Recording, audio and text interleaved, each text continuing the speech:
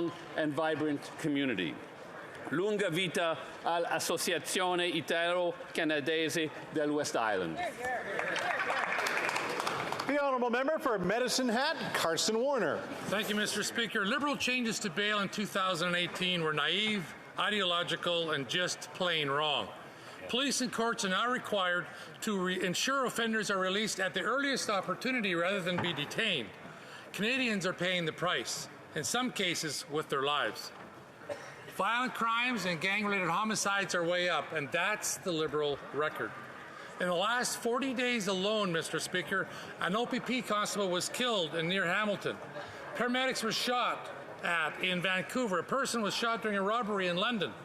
There was a random stabbing in Mississauga, a violent carjacking in Manitoba, and that's just to name a very, very few. In each and every case, the offender was out on bail. This travesty has to stop. Just yesterday, the Liberals and the NDP voted against conservative, common-sense legislation that would correct this problem. Canadians need a conservative government to fix the damage caused by 8 years of repeated Liberal failures. The honourable member for Scarborough Centre. Thank you, Mr. Speaker. It's International Development Week. Last month, I had the opportunity to travel with IDRF to Pakistan, which is still reeling from the devastation caused by major flooding last summer, to see how they and other Canadian aid organizations are helping on the ground. The impact is still being felt by millions of people, and there will be an ongoing need for international support for many years to come. During my trip, I saw the important work being done in many villages and flooded areas to bring food, water, and shelter. I also saw schools being created so that the displaced children can continue their education, and a midwifery program that is giving women a profession and skills to earn an ongoing income. To date, our government has committed to $58 million in funding for assistance in response to the floods and for longer-term recovery from the floods in Pakistan. And I hope we will be a partner for the long term. Thank you. The Honourable Member for Laurentides-Labelle. Mr. Speaker, Quebec's gastronomy community is in mourning. On January 31st, Marcel Kretz passed away at the age of 91. He was a true pioneer of gastronomy in Quebec. He was a member of the Order of Canada and the National Order of Quebec. His skills, talent, and attention to detail paved the way for the likes of Normand Laprise, Martin Picard, and Colombe Saint-Pierre. Today, I want to highlight the important role he played and the influence he had in making Quebec a major gastronomy powerhouse in North America. He was born in Alsace, graduated from the École Hôtelière de Strasbourg, and chose to settle in Val-David. Marcel Kretz, for 30 years, was the head chef at La Sapinière, which was the first Relais et Chateau luxury brand hotel in Canada. He was also one of the founders of the École Hôtelière des Laurentides. Thank you to Marcel Kretz. Thank you for making us so proud of our region. To the family and friends of Marcel Kretz, the Bloc Québécois offers our deepest condolences.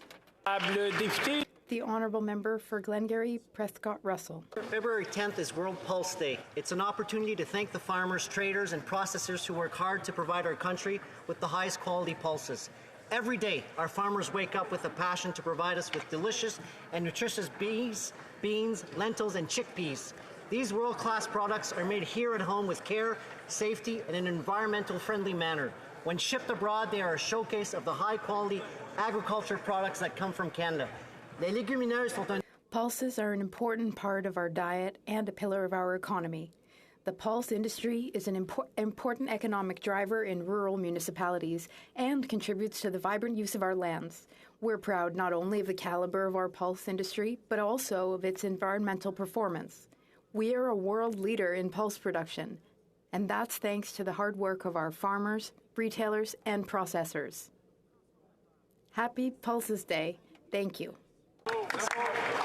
The Honourable Member for Charleswood St. James, Assiniboia, Headingley. Mr. Speaker, I'm rising today to celebrate the great work of the Winnipeg Pet Rescue Shelter. Before the House rose last year, I had the pleasure of joining the grand opening of their brand new location on Portage Avenue in my riding. The work that Carla Martinelli Irvine and her team do at this shelter is truly vital and heartwarming. This organization has rescued more than 10,000 animals that find themselves without a place to call home. The Pet Rescue Shelter takes these animals in, gives them medical treatment, and ensures that they have a place to stay before they eventually find their new home. Most importantly, the Pet Rescue Shelter is Manitoba's first no-kill animal shelter. They understand that our furry friends should never be euthanized simply because they find themselves without an owner. To Carla and her entire team, thank you so much for the work that you do, and I wish you all continued success in helping Manitoba pets find their forever home. The honourable member for Halifax West. Mr. Speaker, watching the news unfold, my heart aches for the people of Turkey and Syria. Devastating earthquakes have claimed the lives of over 7,000 people thus far. Thousands of buildings were downed in the first quake, and families are searching for their loved ones and trying to access medical care. These terrible 7+ magnitude were felt as far away as Lebanon, Cyprus, and Egypt. The impact in northwestern Syria, where many are already displaced, living in camps, has been tragic. This week is International Development Week, and now more than ever, the people of this region need our support. I'm grateful to groups that are already stepping up to collect donations for the victims, including the Turkish Society of Nova Scotia. Now is the time for us to give whatever we are able to. My thoughts and prayers are with the Syrian and Turkish friends and my constituents in Halifax West. Canada and Canadians will be there for you in this difficult time. Merci. Wonderful job. The honourable member for Vaughan Woodbridge. Thank you, Mr. Speaker. Vaughan residents are amongst the most entrepreneurial and generous in the country. It is an honour to be their voice and the voice of thousands of hardworking families in the city of Vaughan who are dedicated to building strong communities and creating a better future for their children. For 7 years, the government has stood side by side with Vaughan families to put more money in their pockets and make life more affordable. We introduced the Canada Child Benefit and now implemented a transformational early learning and childcare program that is bringing $10 a day daycare closer to reality every day. To fight climate change, we put a price on pollution and created the Climate Action Incentive. We also introduced the Canada Dental Benefit and are working to strengthen our public health care system. Mr. Speaker, these are real, tangible, and long-lasting measures that help Vaughan families. Our government is laser-focused on making life more affordable for Canadians by fostering inclusive economic growth that set Vaughan families and families from coast to coast to coast up for success. Thank you, Mr. Speaker. Wonderful. The honourable member for Calgary, Forest Lawn. Mr. Speaker, after 8 years of this Liberal Prime Minister, inflation is at a 40-year high. After 8 years of this... Seems to have been some confusion. The honourable member for Calgary, Forest Lawn. After 8 years of this Liberal Prime Minister, inflation is at a 40-year high. After 8 years of this Liberal Prime Minister, the average family is paying $16,000 a year on groceries. After 8 years of this Liberal Prime Minister, 1 in 5 Canadians are skipping meals, accessing a charity service just to meet their basic needs, and out of money. After 8 years of this Liberal Prime Minister, rent and mortgages have doubled. After 8 years of this Liberal Prime Minister, his insiders' friends make off with billions of tax dollars while Canadians face an affordability crisis.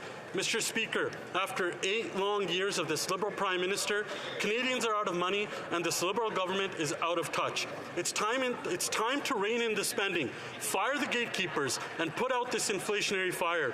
It's time to get these Liberals out of the way so Conservatives, led by the member from Carleton, can clean up this mess and ensure Canadians can keep the heat on by taking the carbon tax off. The honourable member for Willowdale. Mr. Speaker, we have all been horrified to learn of the devastation and suffering caused by 2 powerful earthquakes that occurred in southeastern Turkey and northern Syria. As we witness the images emerging from the region, I know I speak on behalf of every member of this House when I say that we are truly shaken by the scale of the devastation and that we stand united in expressing our heartfelt condolences to all those who have lost their loved ones and in offering our support to all Turks and Syrians during this difficult period. The death toll from these earthquakes is currently estimated to have surpassed 6,000, and it is important for every person in this hard-hit region to know that we share their grief. Canada is monitoring and fully supports efforts currently underway by UN agencies in the region, as well as the critical efforts of other humanitarian agencies on the ground. I would encourage members of this House to meet with constituents from the Turkish and Syrian communities in their ridings to ensure that we fully support their efforts and demands to alleviate the pain and the suffering that has occurred. Thank you, Mr. Speaker.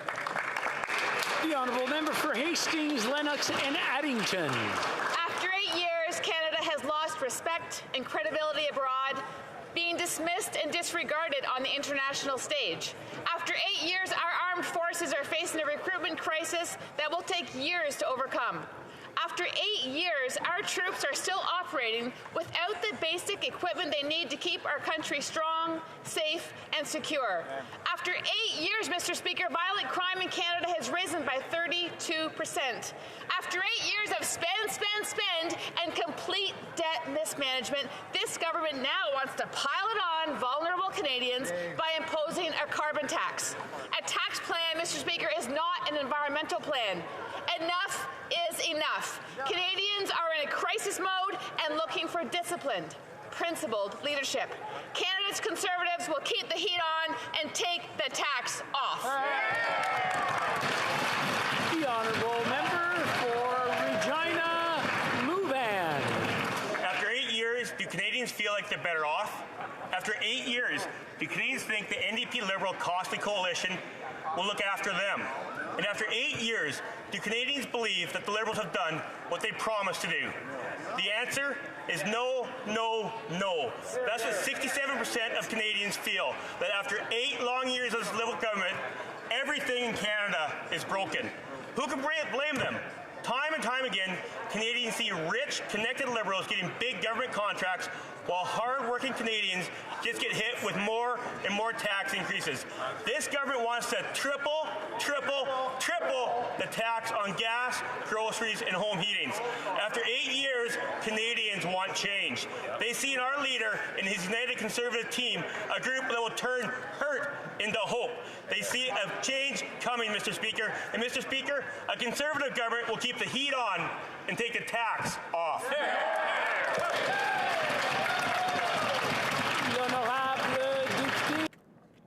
The honourable member for Pontiac. Mr. Speaker, I have a question for this House. Please raise your hand if you have never experienced a time of major distress or never experienced suicidal thoughts at some point in your life. Well, Speaker, here is the proof that suicide is a problem that is a matter for all of us. This tragic issue takes the lives of 12 Canadians every day. This week is Suicide Prevention Week. The theme this year is Prevention is Better Than Death. This theme highlights the importance of prevention. It encourages people to dare to talk about it. Mr. Speaker, I think we can all do more. We can do small gestures like reaching out to those who are going through difficult times. Let's also commend the work of organizations like Suicide Détour in Maniwaki, which offer comfort and safety to Canadians and possibly to our loved ones. Mr. Speaker, Wallacan Beach on Vancouver Island has sadly bid farewell to its former mayor and Freeman of the town, Art Skipsey, who passed away last month at the age of 96, following a life well lived. He was a man of integrity, vision, humor, and strength, and we came to believe he would go on forever. Art was born to settler parents in 1927 in the Alberni Valley, where he grew up with a love of the outdoors and the urge to build with his hands, to teach and to serve his community. He earned a degree in education at UBC and moved to Qualicum Beach to raise a family with Cora, the love of his life. They barged a house from Vancouver when a suitable home was hard to find. And in 1975, he served 2 terms as alderman and then as mayor from 1977 until 1990. His voluntary contributions to the community are too many to mention. Suffice to say, many thought of Art as Mr. Qualicum Beach. We'll miss you, Art. Rest in peace.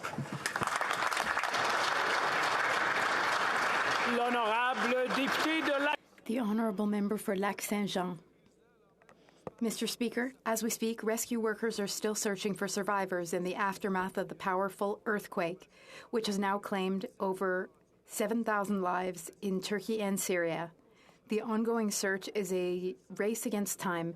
It is a blood-curdling event, a true catastrophe. The earthquake is adding to the very dire humanitarian situation in Syria, which has been ravaged by a civil war since 2011. The Bloc Québécois expresses its solidarity with the people of Turkey and Syria. We also remind the House of the importance of investing in a humanitarian emergency stream for IRCC to ensure that the federal government can take swift action in the event of a crisis without having to put the processing of regular cases on hold. We want and we need to be part of the solution for humanitarian reasons, security reasons, and refugee protection reasons. And above all, Mr. Speaker, we want to be part of the solution because lives depend on it. Thank you, Mr. Speaker. A member for Coast of Bay Central Notre Dame. Thank you, Mr. Speaker. After 8 years, Canadians are out of money and they can't afford to eat, heat, or house themselves. I spent the last month in my riding talking to friends and neighbours, and they all expressed the same sentiment. Life under this Liberal government has gotten too expensive. Mary told me she's overwhelmed every time she goes to the grocery store. The cost of groceries has skyrocketed in the last year. She wonders how she's going to keep food on the table for herself and her 3 children. After 8 years of this Liberal government, she's had enough. I spoke with John and Francis, a hard-working middle-class family who say their heat bill has doubled. They don't know where they'll come up with the extra $500 a month to put oil in their tank. After 8 years of this Liberal government, they are out of money.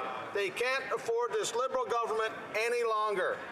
A Conservative government will keep the heat on and the tax off.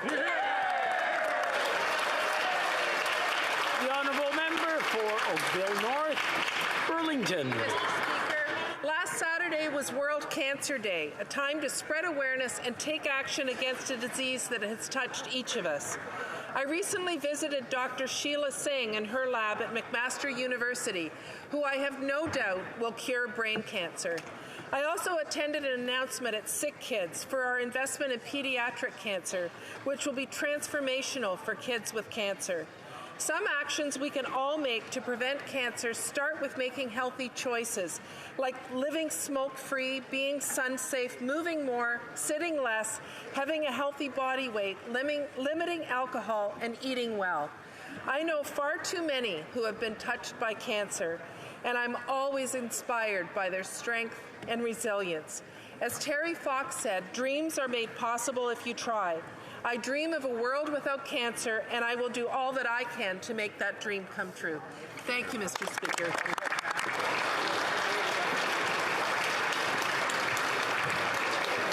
Oral questions, question orale, the Honourable Leader of the Opposition.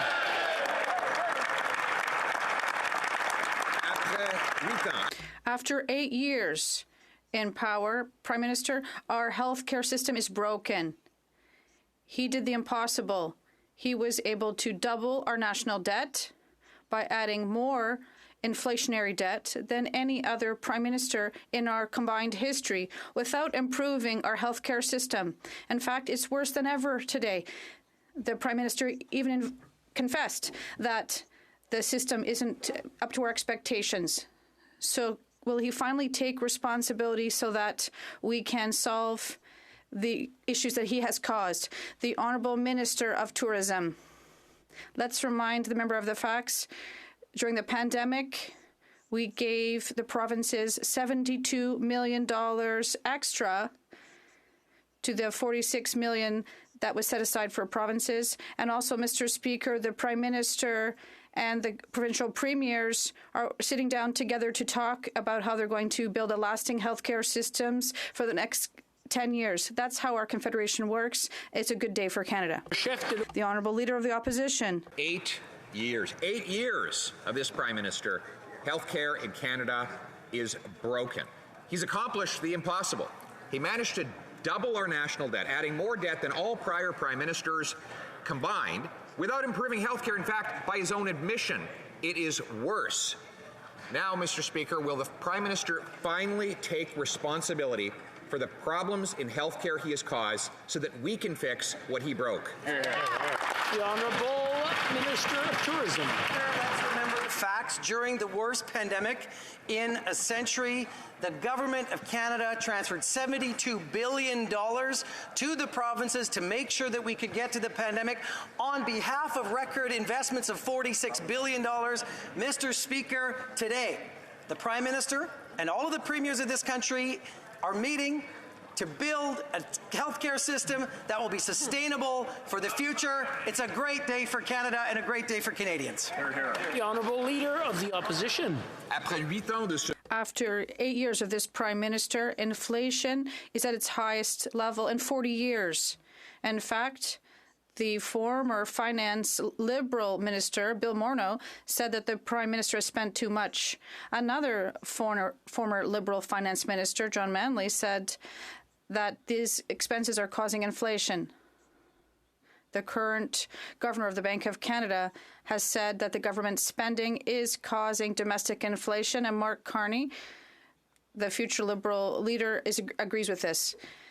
Can the Prime Minister accept responsibility for the inflation he has caused so we can fix what he broke? The Honourable Minister of Innovation. Mr. Speaker, I'd like to thank the Leader of the Opposition because, yes, we are going to take responsibility for all the investment we made in Canada, Mr. Speaker. On the Conservatives side, we forget that we've invested in science, Mr. Speaker, in biopharmaceuticals across the country. We did this for the first time in Canada. So I think that the Leader of the Opposition forgets the investment we have made in the automotive sector. I think the Leader also forgets the investments we made in green energy. We are going to continue to invest in Canada to create jobs of today and tomorrow. Thank you. The Honourable Leader of the Opposition. Investments in pharmaceuticals. He gave $170 million to a pharmaceutical operation that's shutting down, which is a prime example. After 8 years of this Prime Minister wasting our money, inflation is at 40-year highs. And now home heating bills have doubled. Seniors wonder how they're going to keep the heat on because this tax is going to be tripled under the NDP Liberal coalition. Will the Prime Minister finally take responsibility for the misery he's put on household heating bills, and will he accept that we're going to keep the heat on to take the tax off? The Honourable Minister. Mr. Speaker, at the time we invested was to protect the health and safety of Canadians. At the time, Mr. Speaker, everyone in the country and Canadians watching today just watch this guy again. Everyone in this country understand that at the time we needed to invest in all families of vaccines. Today, Mr. Speaker, we're in solution mode. We want to protect the jobs of Medicago. We want to protect, obviously, the manufacturing facility and VIP. Mr. Speaker, Canadians know something out of the COVID. We have their back. We will continue to invest in the Canadian economy, Mr. Speaker. The Honourable Leader of the Opposition.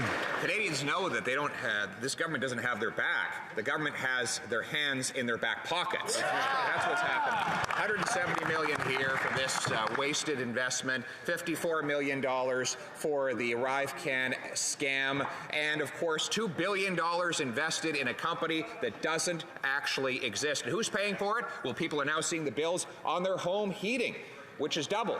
Higher gas prices. And of course, when you tax our farmers with a carbon tax and our truckers, they have to raise the price of the food that comes to our grocery stores. Will they finally back down from this crazy carbon tax scheme? Because we're going to keep the heat on until they take the tax off. The Honourable Minister for Families.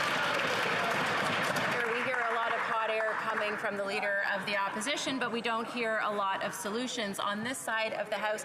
We're actually focused on making sure that Canadians have the support that they need, whether that was at the height of the pandemic when we made sure that Canadians could stay afloat. And guess what, Mr. Speaker? That's what the Leader of the Opposition is against, or whether it is now when we are reducing childcare fees by 50% across this country, and the Conservatives voted against funding childcare, Mr. Speaker, or whether it's the Canada Child Benefits helping 9 out of 10 Canadian families. Mr. Speaker, we're there for them. Conservatives just aren't there for Canadians. Thank you, Mr. Speaker.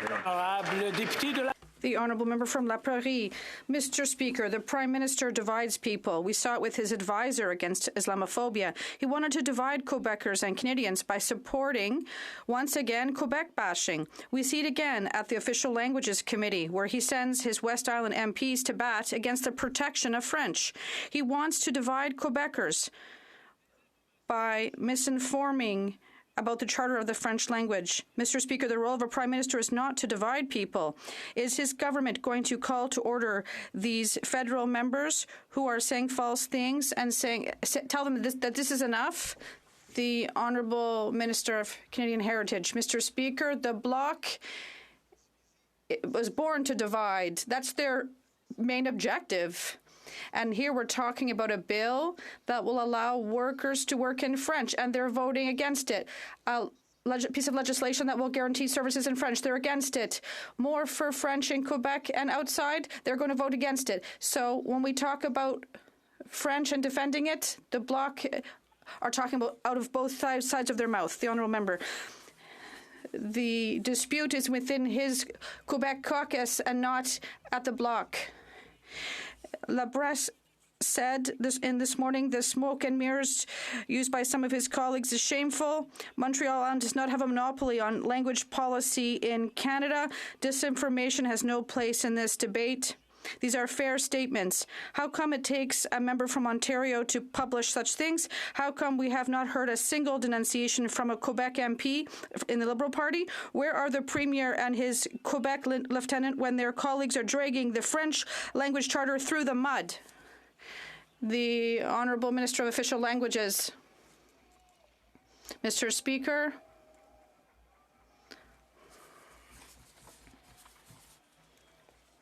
Order.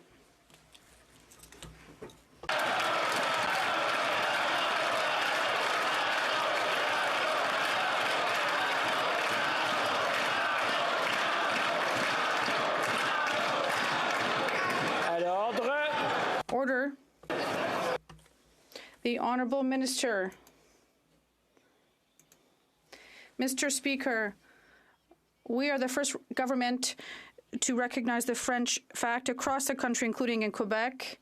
We take our responsibility and have tabled a bill that has teeth to make sure that we do our fair share to protect French across our country, including in Quebec. Mr. Speaker, our government wants to do its fair share, and I hope that we will see a bill adopted as quickly as possible. Thank you. Vancouver Kingsway.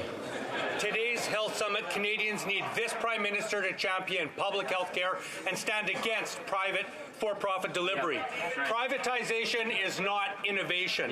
It drains workers from our public system, costs more, and allows queue jumping for the rich. It will make the crisis worse. Real innovation is better support for health professionals, shorter wait times in our hospitals, and access to care based on need. Will this Prime Minister assure Canadians that additional public dollars will go to public health care? The Honourable Parliamentary Secretary to the Minister of Health. Thank you very much, Madam Speaker. Our health system is experiencing significant challenges, and it's important that we work together to find the best solutions going forward. And that's why today the Prime Minister and the Minister of Health is sitting down with the premiers and the ministers of health from across this country. And our government remains ready to work with provinces and territories to further discuss priorities, actions, and results to improve the health services that Canadians rely on. That includes reducing backlogs and supporting our healthcare workers, enhancing access to family health services, improving mental health and substance use services, helping Canadians age with dignity, closer to home, and using health data and digital health more effectively. We'll always be there to support our universal public health care system. Thank you, Madam Minister. Well, member for Elmwood Transcona. I didn't hear a word about standing up to privatization. I hope the minister is going to be able to do better after today's talks. When this Prime Minister was looking for votes, he said he would do everything to defend our public health care system. And now he's calling the tactic of privatizing our health care system innovation. Just the opposite. Let's be clear, privatization does not add workers to our public health care system. It removes them. Investment is needed to address this crisis by hiring more health care workers. Will the Prime Minister be clear today that the federal health funding cannot be used to privatize our health care system? The Honourable Parliamentary Secretary. Perhaps my colleague didn't hear me when I said we'll always stand up for our fundamental public universal health care. I'll say it again, we'll always stand up for our public universal health care. Et en français, Monsieur le Président. And in French, Mr. Speaker, our government is working with the provinces and territories to discuss priorities and results with respect to health care so we can enhance our health care system for all Canadians, particularly by reducing the backlog, improving access to family services, improving services with respect to mental health and substance abuse, and more. For Calgary, Forrest Lawn. After 8 years with this Liberal Prime Minister, Canadians are suffering more than ever. His out-of-control spending fueled 40-year high in inflation. Rents have doubled. Home heating has doubled. And even food inflation has gone up. He pile-drove Canadians further by taking more off their paychecks and was going to take even more and cause even more suffering when he triples his failed carbon tax scam. Will the Prime Minister show some humility and take the tax off so Canadians can keep the heat on? The Honourable Minister of the Environment. Thank you, Mr. Speaker. Conservative politicians are making a lot of misleading claims about the price on pollution. The facts are that 70% of gas price increase is due to crude oil prices going up, largely because of Russia's brutal invasion of Ukraine. And another 25% of the price is the result of provincial taxes and refining margins. Provincial taxes, they cut it in. Not the federal one. Now, we started off fairly well, and now it seems to be going, well, it's not doing well. I'm just going to ask everyone to listen to the questions and listen to the responses so that we can all hear together. The Honourable Minister, from the top, please. Thank you, Mr. Speaker. Conservative politicians are making a lot of misleading claims about the price on pollution. The facts are that about 70% of gas price increase is due to crude oil prices going up, largely because of Russia's brutal invasion of Ukraine, and another 25% of the price is the result of provincial taxes and refining margins that have gone up by 113% in the last 2 years, Mr. Speaker. That means 95% of the gas price has nothing to do with the price on pollution. Mr. Speaker, the price on pollution puts more money back in 8 out of 10 Canadians in their pockets, and it remains one of the best ways to fight climate change. Well, member for Calgary, for Swan. Maybe they should start taxing the hot air coming out of that minister's mouth. Canadians are watching the hypocrisy of this Liberal government taking more under their failed carbon tax scam while emissions go up because they've missed every climate change target that they set. Liberal inflation is driving up food prices, and this failed carbon tax is contributing to 1 in 5 Canadians skipping meals. Will they finally show some humility and take off the tax so Canadians can keep the heat on? Or do they think that there's no business case for struggling Canadians to eat and heat their homes? The Honourable Minister for the Environment. Thank you, Mr. Speaker. According to British Columbia's Auditor General on 2021 disaster costs, the atmospheric rivers in British Columbia cost the province $5 billion of damages. That's more than the 19 previous years combined together. According to a study by McWilliam University, the cost of the Fort McMurray, the total cost of the Fort McMurray forest fires are above $10 billion, Mr. Speaker. $4 billion of damage to homes and businesses. $1.7 billion to loss of production to oil sands. Climate change is real, Mr. Speaker, no matter what the Honourable Member for Lethbridge. After 8 years of this Prime Minister's carbon tax, Canadians continue to struggle. They continue to struggle to be able to heat their homes, to be able to feed their families, to be able to commute to work. 8 years, things are not looking better. Recently, a 70-year-old woman came into my office with her heating bill in her hand and tears down her face because she can't afford it. She's turned her thermostat down to 17. 17! It's minus 36 degrees outside. Shameful. So my question is very simple, and that is this. Why won't the government show a little compassion, take the tax off, so that Canadians can keep the heat on? The Honourable Minister for Regional Development. know times are tough for Canadians, but I want to remind the House of 105 homes in my riding that don't have to be heated anymore because they were destroyed by Hurricane Fiona. 105 families that no longer have a home. If you want to talk about why we need to address climate change, come visit the southwest coast of Newfoundland, sir. The honourable member for Lethbridge. That is the answer of a government that is entirely out of touch with the needs of Canadians and the pain that they are truly feeling in this country right now. Another constituent of mine came in and he joked. He joked that to get from A to B in Canada, B now stands for broke. And what he was talking about was the need to be able just to get to work and the skyrocketing cost that has ensued there, the need to feed the family, the need to heat a home. These costs have gone up because of the Prime Minister's carbon tax. So once again, when will the Prime Minister finally wake up to the reality that is out there, that Canadians are truly experiencing pain? And when will the Prime Minister decide to keep the heat on by taking the tax off? Minister for Immigration.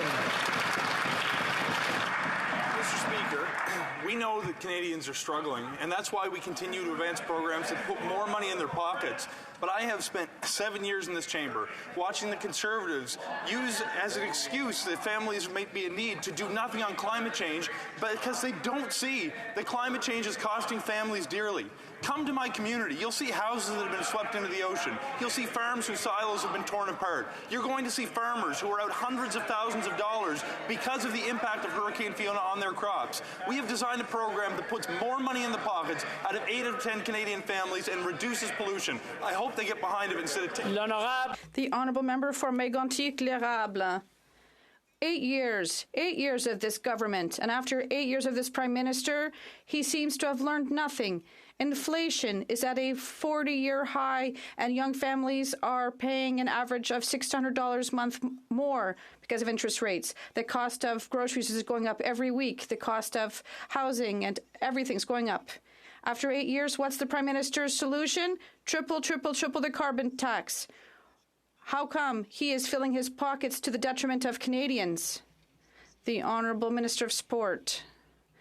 Mr. Speaker, did you not notice that not only the Conservatives have never offered a solution to help Canadians to face the hard time they're having right now with rising interest rates, but they also have no solution to help Canadians tackle climate change and to fight the impact of climate change. So not only are they irresponsible, but it also shows how incompetent the Conservatives are with respect to helping Canadians with these issues. The honourable member from Mégantic-L'Érable. After 8 years of this Liberal government, we see the incompetency every day in all Canadian families as well. 22% have no more money left to deal with the worst inflation and cost of living crisis in 40 years. And women, 28% of them cannot make ends meet at the end of the month. When we talk about incompetency of a government, this is what we're talking about. This is what Canadians are concerned about. But for the Liberals, everything's fine. Everyone is having a hard time, though. How come they are bent on digging into Canadians' pockets with the carbon tax? Why don't they help them by cutting the tax? The Honourable Minister of the Environment. Thank you, Mr. Speaker. I'd like to remind my colleagues of some facts. Carbon tax was established in 2019, so it hasn't been in place for 8 years, not even for 3 years it's been in place. First. Second, it doesn't apply to Quebec because Quebec has a cap-and-trade system that applies. So my colleague from Quebec is absolutely wrong on this issue. And 3, we give money back to 8 out of 10 Canadians. They receive more than they pay on the carbon tax. The honourable member for Lac-Saint-Jean. Mr. Speaker, tired of the hustle and bustle of the life in the Big Apple, exhausted by the pollution, crime, and noise of the city, the solution for you is the all-inclusive Roxham package. A free bus will take you to Plattsburgh, where a taxi will be waiting for you to take you to Roxham. And once you've crossed the road, you'll be offered free accommodation, welfare, health care, and school for your children. Roxham, the all-inclusive package is waiting for you. Mr. Speaker, isn't the immigration minister tired of being laughed at? When will he suspend the Safe Third Country Agreement? The Honourable Minister of Immigration. This situation is not a joke. It's important to debate this issue at the House here seriously. Our government cooperated with the province of Quebec and continues negotiations to modernize the Safe Third Country Agreement with the U.S. so we can find permanent solutions. Mr. Speaker, my colleague is looking for disputes, but I'm putting forward their solutions. The Honourable Member for Lac-Saint-Jean, we have to be serious. We have a moral duty to welcome asylum seekers. It's a matter of humanity. If someone's life is in danger in their home country, we must respond to their call for help. But what's happening with Roxham Road is ridiculous. The Americans are using this irregular route to absolve themselves of their own responsibility and are inviting refugees to leave for Quebec for reasons that are sometimes anything but humanitarian. What is this government waiting for to suspend the Safe Third Country Agreement? The Honourable Minister. Mr. Speaker, the solution of my friend is just avoiding the issue. There's no magic solution. We need serious solutions. I've had a meeting with my counterpart in Quebec last week to discuss solutions and the role for the federal government to support Quebec. At the same time, our government continues its efforts to modernize the agreement with the U.S. Mr. Speaker, we're going to continue to treat it seriously, no matter how big a joke the Bloc seems to think it may be. The Honourable Member for Lac-Saint-Jean. Mr. Speaker, the Minister of Immigration doesn't think it's a serious thing, but it's also a tragedy. La Presse revealed this morning that dozens of children are crossing alone in Roxham. Children as young as 10 years old are unaccompanied. This is not a joke. The government has known this for years. In 2018, they even added a team to deal with these children, minors who are crossing the road in the forest in winter, risking their lives. It's absolutely irresponsible. What will have to happen for this government to find a safe way to receive asylum seekers, including these children? The Honourable Minister of Canadian Heritage. Mr. Speaker, my colleague is right in terms of what he said, but it begs question about his first question. I know my colleague from the Bloc, I have a great deal of respect for him. I know he's serious in all of this, but it's no time to joke. It's no time to joke. When he said his first question, we know there are children crossing the road alone. We're talking about men and women and children that are leaving their country under very difficult conditions, and it's no time to joke. We're talking about migrants who are suffering, and we're going to be there to support. Brent. Mr. Speaker, after 8 years of this Prime Minister, Canadians are living in fear. Under his watch, violent crime up 32%, gang-related homicides up 92%, and in Toronto last year, 50% of all shooting deaths were committed by those already on bail. However, just yesterday, the Liberals voted against our Conservative motion to fix the bail system that they destroyed. When will this Prime Minister admit that his flawed bail policies are jeopardizing the safety of all Canadians? The Honourable Minister of Justice. Canadians deserve to feel safe, and they deserve to be safe. The laws on bail are clear, Mr. Speaker. If somebody poses a threat to public safety, they should not be out on bail. Mr. Speaker, I've undertaken with the provinces and territories to look at what we can do at the federal level with respect to bail. Our priority, Mr. Speaker, remains keeping Canadians safe, and we will move with the provinces together, not just on changing the law, but also administering the bail system in a better way. Well, member for Kamloops, Thompson, Caribou. The laws on bail are clear. I think the minister meant to say the laws on bail clearly aren't working. Mr. Speaker, while this minister was in the classroom, I was in the courtroom running bail hearings. I looked victims in the eye who were victimized by people who were on bail. The reality is that violent crime is up 32%. Thugs and gangsters with guns are running wild on our streets. When will this minister, after 8 years of Liberal inaction, end catch and release? The Honourable Minister. Mr. Speaker, I acknowledge the Honourable Member's previous service, but I would suggest he go back to the classroom. Mr. Speaker,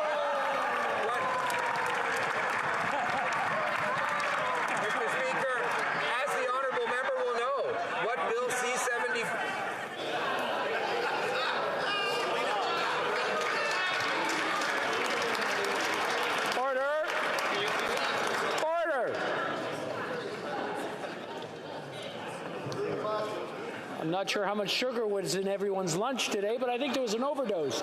I just want everybody to take a deep breath and calm down. The Honourable Minister, please continue. Mr. Speaker, as the honourable member will surely know from his experience, what Bill C-75 did was codify Supreme Court of Canada jurisprudence. It tightened bail provisions by adding a reverse onus for intimate partner violence. There was already a reverse onus on prohibited weapons. Mr. Speaker, notwithstanding that, we are willing to work with the provinces to see if there are additional measures that we can take, and certainly we will help the provinces in the administration of the bail system. Member for Kamloops, Thompson, Caribou. Mr. Speaker, I don't know that I can imagine a comment more out of touch than that which the Liberal minister just said. I'll remind the minister that, like him, I also taught at a law school, and unlike him, I don't have to go back to school to see people on the streets who are victimized, to see the statistics of gangland homicides, to see police officers on our streets being killed by people who are on bail. So, will this minister stay out of touch, or will he end catch and release to keep victims safe after 8 years of failed Liberal policy?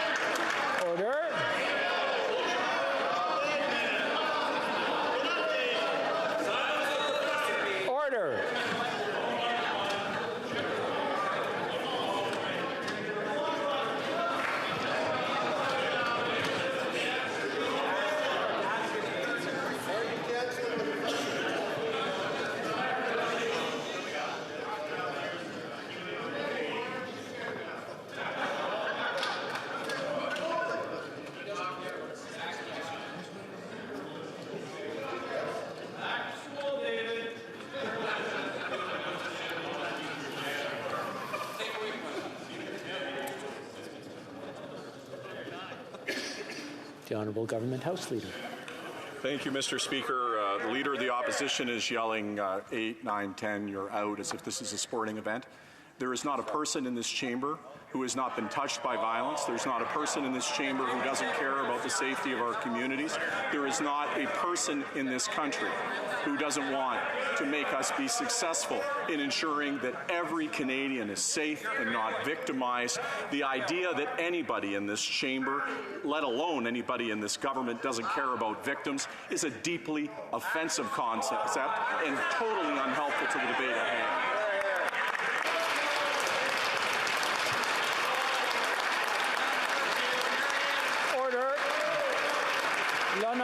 The Honourable Member for Charlesbourg, Haut-Saint-Charles. Mr. Speaker, after 8 years of this Prime Minister, we no longer recognize Canada, and for good reason. Referring to Bill C-5, Joseph Fessal at the Journal de Montréal said, crazy fanatics have taken over our asylum system. One example, a 31-year-old woman who was convicted of repeatedly beating her 11-year-old stepson, depriving him of food and care, was sentenced to 15 months in the comfort of her own home. Why does the Prime Minister always defend criminals rather than helping women and victims? The Honourable Minister of Justice. Mr. Speaker, no other government in the history of Canada has spent the amount of resources we have to help victims. Mr. Speaker, severe crimes deserve severe consequences.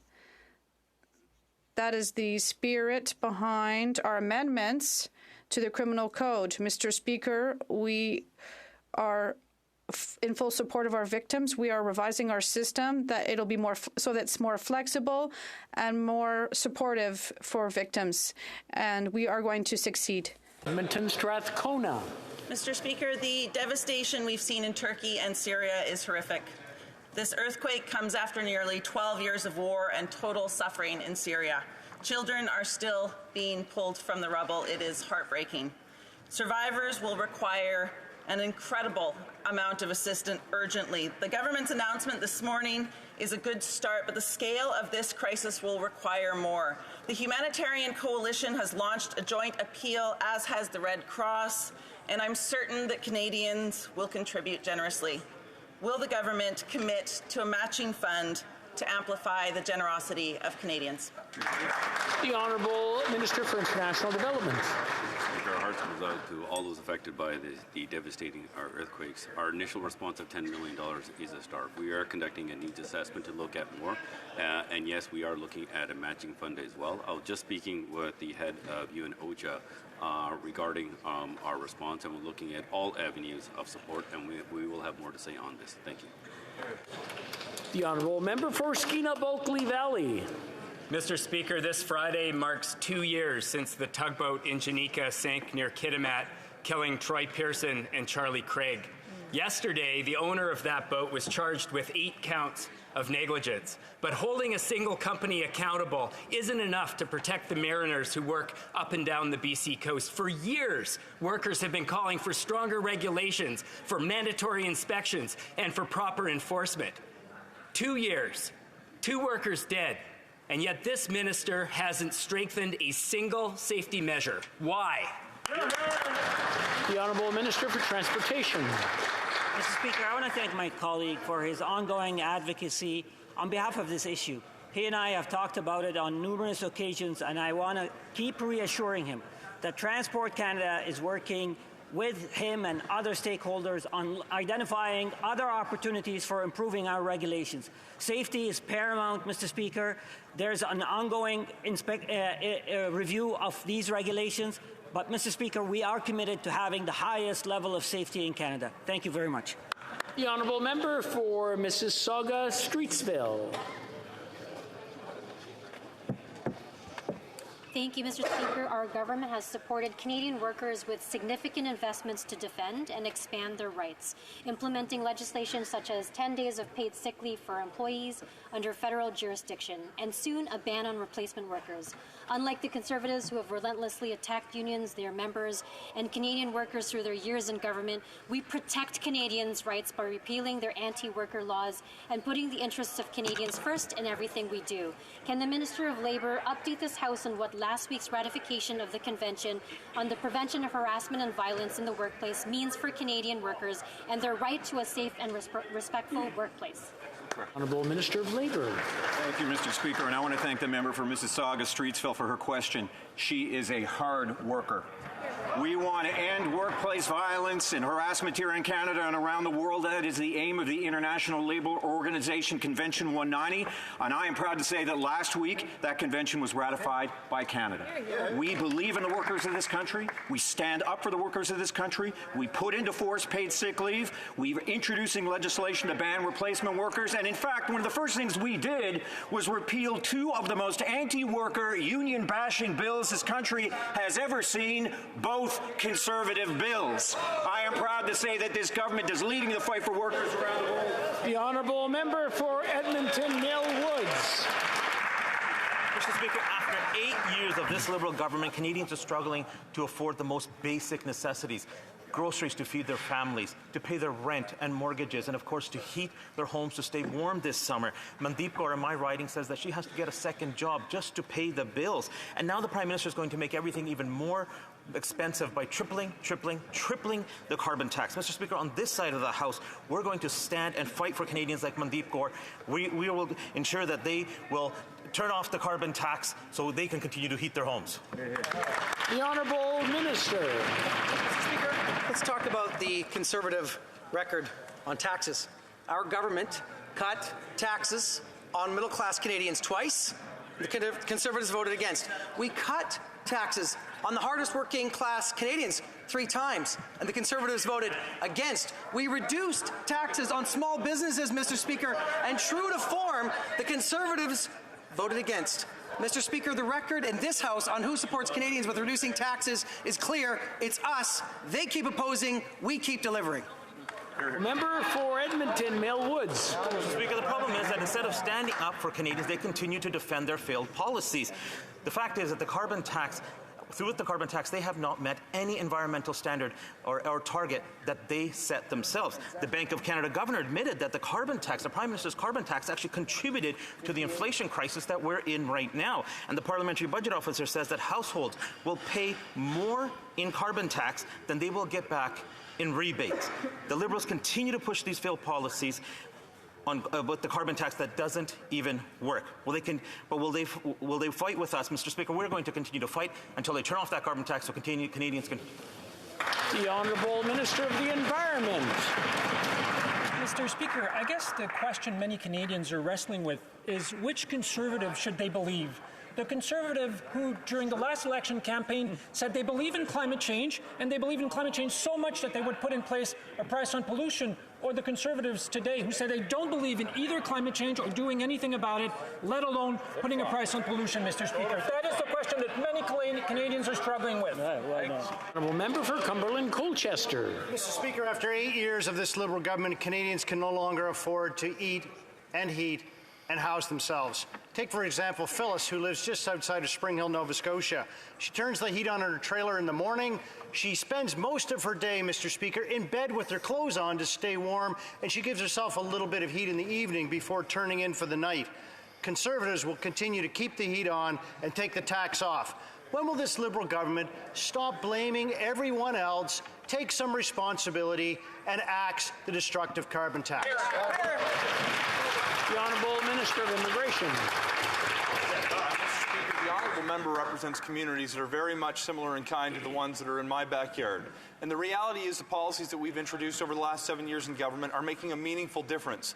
Look at the Canada Child Benefit, which puts more money in the pockets of 9 out of 10 Canadian families. We changed that program so we stopped sending checks to millionaires like the Conservatives had.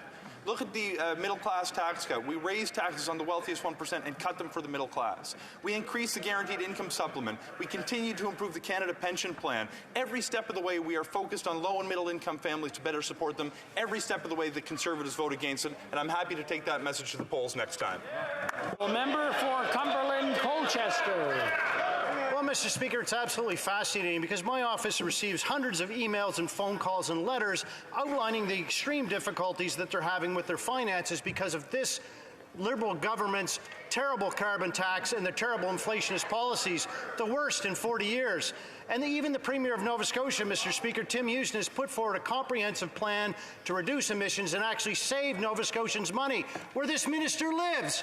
How can he vote against such craziness? This makes no sense, Mr. Speaker. When will the Liberal government allow Canadians to keep the heat on and axe the tax? The Honourable Minister for Families. Mr. Speaker, it baffles this House that the Conservatives continue to undermine the fact that climate change is real. It baffles this House and, in fact, all Canadians that Conservatives continue to vote against measures that are actually supporting Canadians, Mr. Speaker. Time and time again, when we have put forward measures that are helping low and middle income Canadians, what have the Conservatives done? They have voted against it. Not only do they have no plan, but they obstruct and they deny and they deflect and they make it harder for Canadians to get the supports that they need. We're going to be there, Conservative. L'honorable député. The Honourable Member for Thérèse de Blainville. Mr. Speaker, hundreds of Canadian Labour Congress workers are up on the Hill today.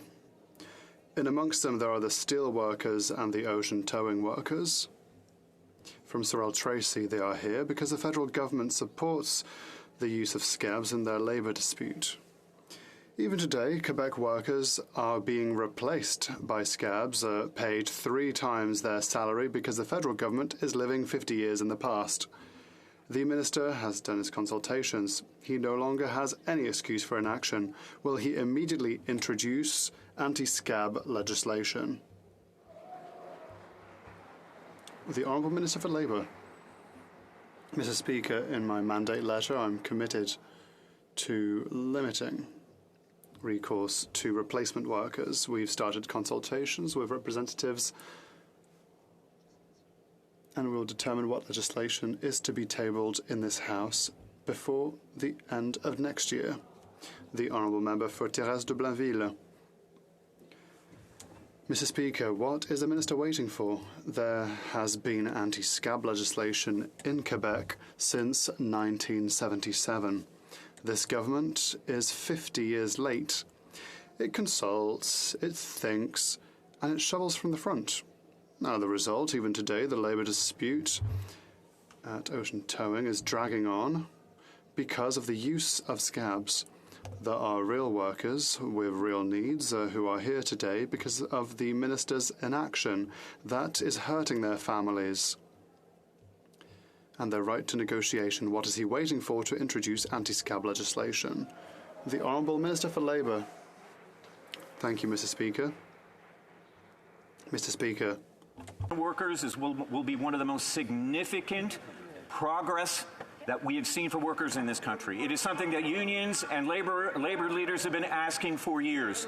We on this side of the House will make sure that we get it right. Far from inaction, we have just finished consultations, thorough consultations with employers and with labor unions. And on this side of the House, on such an important piece of legislation that labor has been asking for decades, we will get it right. Thank you. The honourable member for Calgary-Midnapore.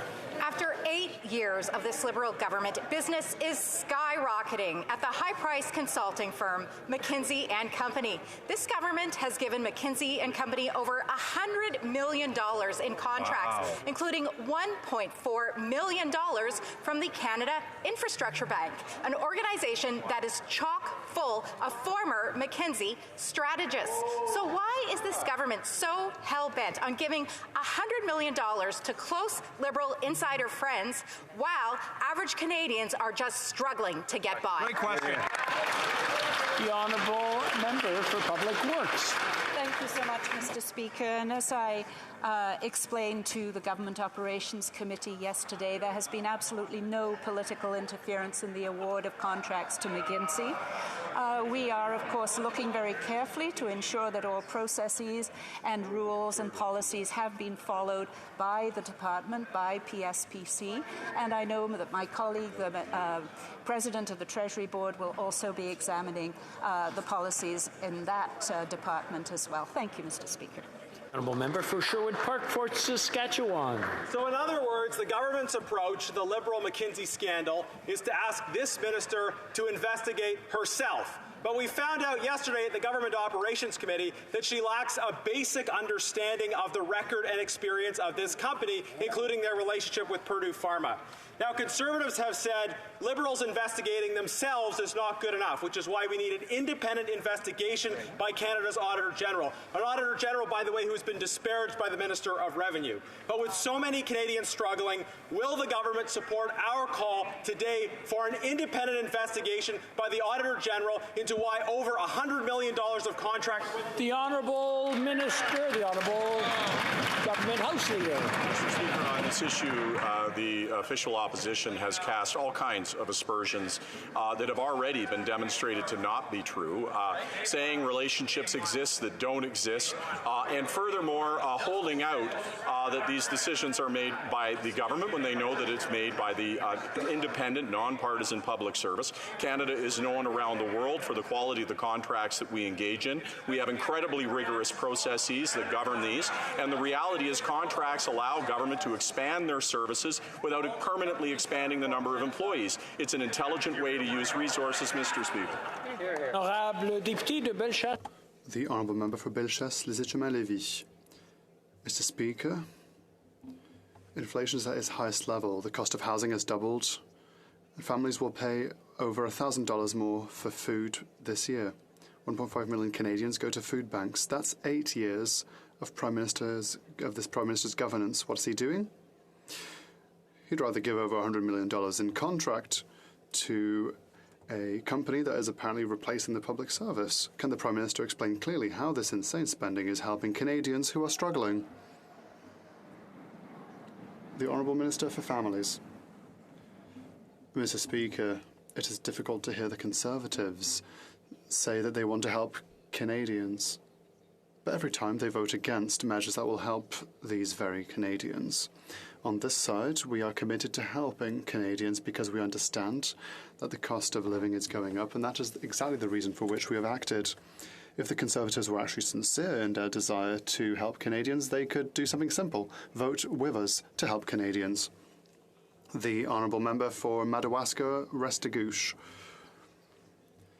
Mr. Speaker, all Canadians deserve a healthy environment and safe communities.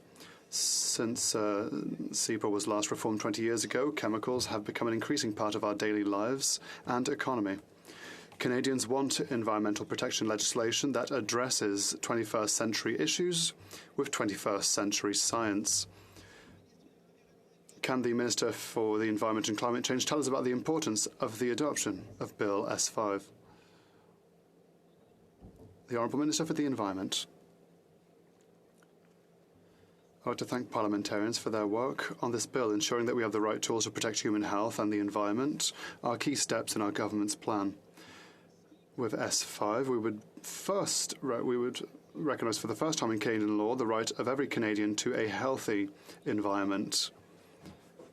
Mr. Speaker, this is an important step forward for the health of our country and the environment. Member for South Shore St. Margaret's. After 8 years of this Prime Minister's incompetence, Canadians are out of money. Now we learn of more Liberal ineptitude. Medicago closed its doors after receiving more than $173 million of Canadian taxpayer money to develop vaccines. And these Liberals pre-purchased $600 million of these vaccines that have yet to be produced or delivered. And this week, government officials have said that Canadians are on the hook to pay for these vaccines. So why is this Prime Minister paying millions of dollars of taxpayer money to a foreign company for vaccines we didn't receive? The Honourable Minister of Innovation. I'd like to thank the member for his question. It's a member that I respect a lot. He's actually my critic. But this is not the time for recrimination, Mr. Speaker. That's the time for solutions. That's exactly what we're doing on this side of the House, Mr. Speaker. Yesterday, I spoke with the CEO of Mitsubishi Chemical in Japan, Mr. Speaker, because we all understand that in this House, what we should care about is to preserve jobs, Mr. Speaker, to preserve the plant in Quebec City, and to make sure that we keep the technology, Mr. Speaker. That's exactly what we're doing. That's what we're going to fight for the workers, because we know that this is a technology that could save lives in the future.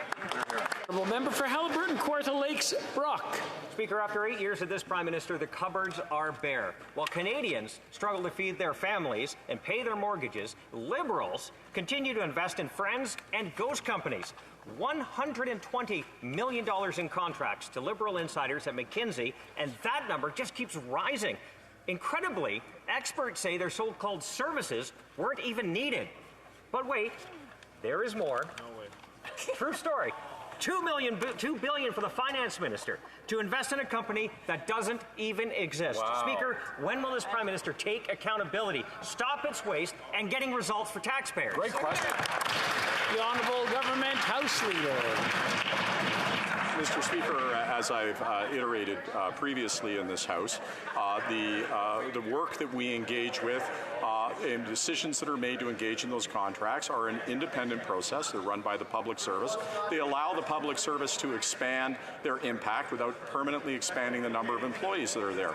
That public service has been there for Canadians through an incredibly difficult time in the pandemic to make sure that we deliver critical services to Canadians. And what these contracts allow the public service to do is to expand their impact without permanently expanding the number of employees that are there. Now, there's many, many wild accusations made by the other side. Already, many of them have been disproved. They have the opportunity in committee to be able to explore this issues and whatever other conspiracies they wish. The Honourable Member for Charlebourg-Haute-Saint-Charles.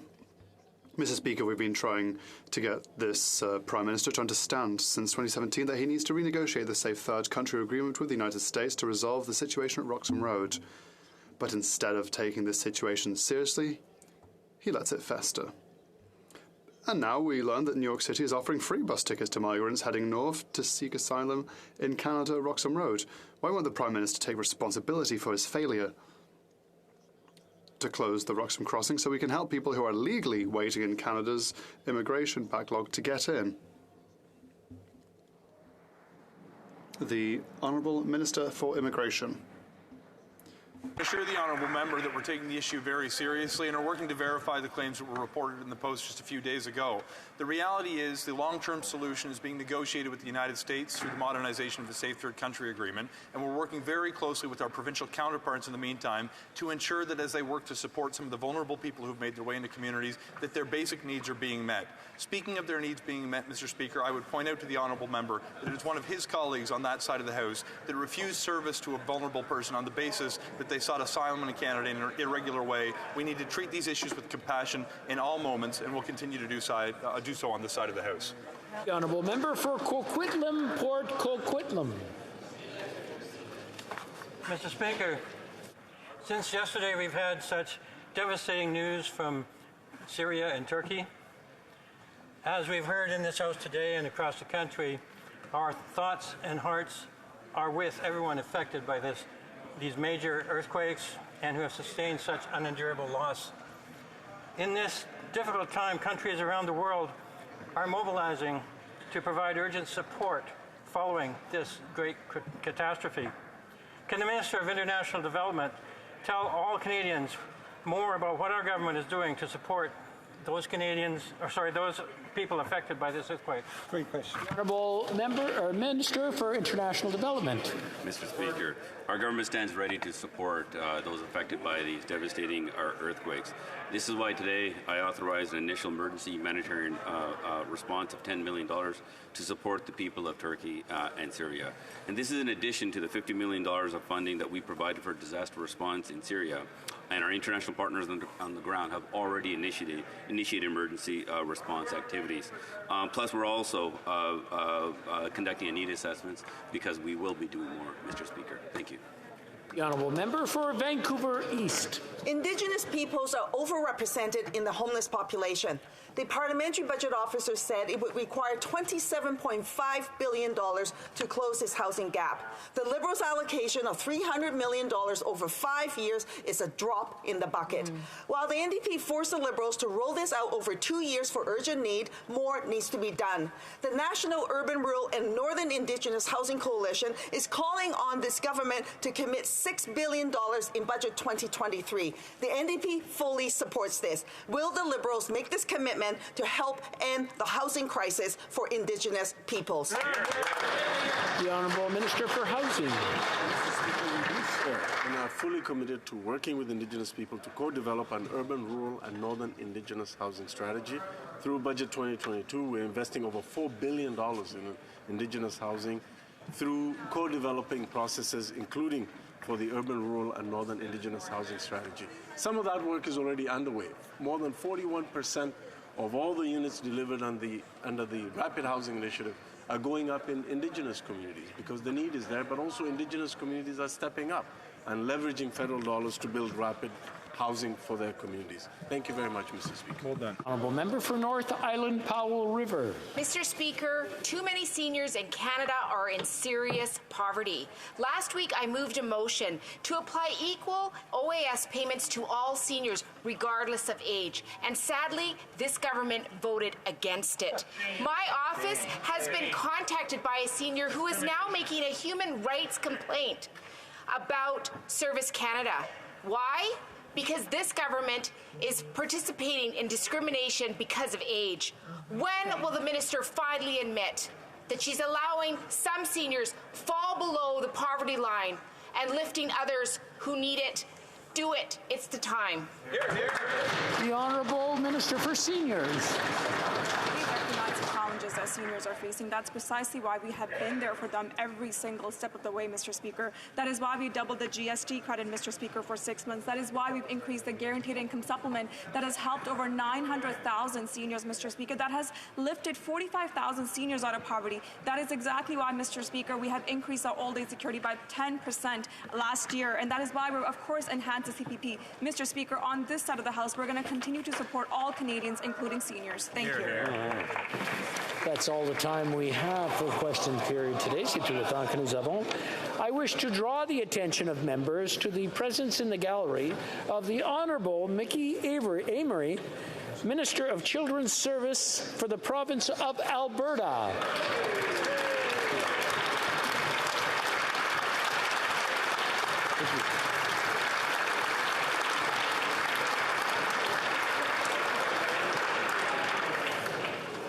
It being 3:15, pursuant to order made on Thursday, June 23rd, 2022, the House will now proceed to the taking of the deferred recording division on the motion to concur in the fifth report of the Standing Committee on Government Operations and Estimates. Call in the members.